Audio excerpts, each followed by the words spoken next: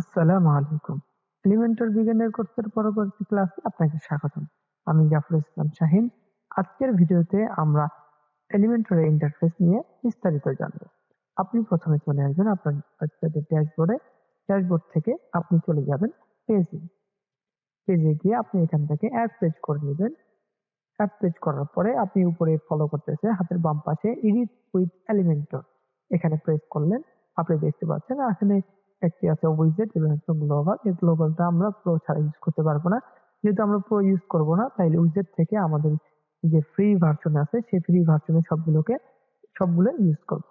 আবার দেখতে পাচ্ছেন এখানে একটা উইজেটের নিচে দেখতে পাচ্ছেন সার্চ উইজেট। আপনি আপনার পছন্দের যে উইজেটটা আছে এখান থেকে আপনি সার্চ করে নিতে পারেন। আপনি ধরুন আপনি আপনার বাটন যে উইজেটটা আছে আপনি সার্চ করবেন, তাহলে বাটন সার্চ করার সাথে সাথে আপনার যে বাটন উইজেটটা আছে সেটা আপনার সামনে চলে আসবে। এটাকে যদি আপনি প্রেস করেন, প্রেস করার সাথে সাথে দেখতে পাচ্ছেন এখানে একটি বাটন উইজেট চলে এসেছে। এই বাটন উইজেটটা প্রেস করার সাথে সাথে আরো ৩টি ট্যাব ওটা ওপেন হয়ে যায়। একটা প্রথমে দেখতে পাচ্ছেন কন্টেন্ট, আর হচ্ছে এই বাটনটা যদি আপনি স্টাইল করতে চান, সেই স্টাইলের যে ইন্টারফেসটা এখানে চলে এসেছে এবং একটু অ্যাডভান্স যদি কিছু বিষয় থাকে সেই বিষয়গুলো এখানে চলে এসেছে। এই হলো আপনি আপনার উইজেটের যে বেসিক ইন্টারফেস আছে সেটা দেখলাম।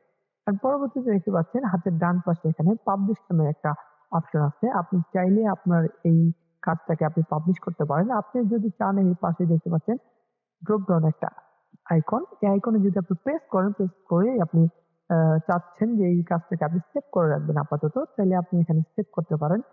আমি সেভ করে নিলাম। আমাদের এখানে ড্রাফট সেভ হয়ে যাবে। আর যদি চান আপনি আপনার এই কাজটাকে পাবলিশ করবেন, তাহলে আপনি পাবলিশে প্রেস করলেন।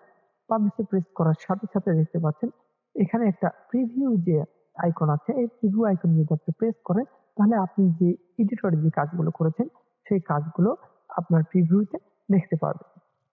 তার আমি আপাতত এটা কেটে দেই। তারপরে দেখতে পাচ্ছেন আমরা এগুলোকে আপাতত স্কিপ করে যাই। তারপরে দেখতে পাচ্ছেন আপনি এখানে ৩ টা অপশন দেখা যাচ্ছে। একটা হচ্ছে ডেস্কটপ, একটা ট্যাবলেট, একটা হচ্ছে আরেকটা মোবাইল। আপনি যদি আমরা ইতিমধ্যে দেখতে পাচ্ছেন আমরা ডেস্কটপ মোডে আছি। আপনি যদি চান যে ট্যাব মোডে থাকবে, তাহলে আপনি ট্যাবে প্রেস করার সাথে সাথে আপনার স্ক্রিনটা ট্যাব মোড হয়ে যাবে। আর যদি চাচ্ছেন যে আপনি মোবাইলে যাব, তাহলে এই মোবাইলে প্রেস করার সাথে সাথে আপনার মোবাইল ইন্টারফেসটা চলে আসবে।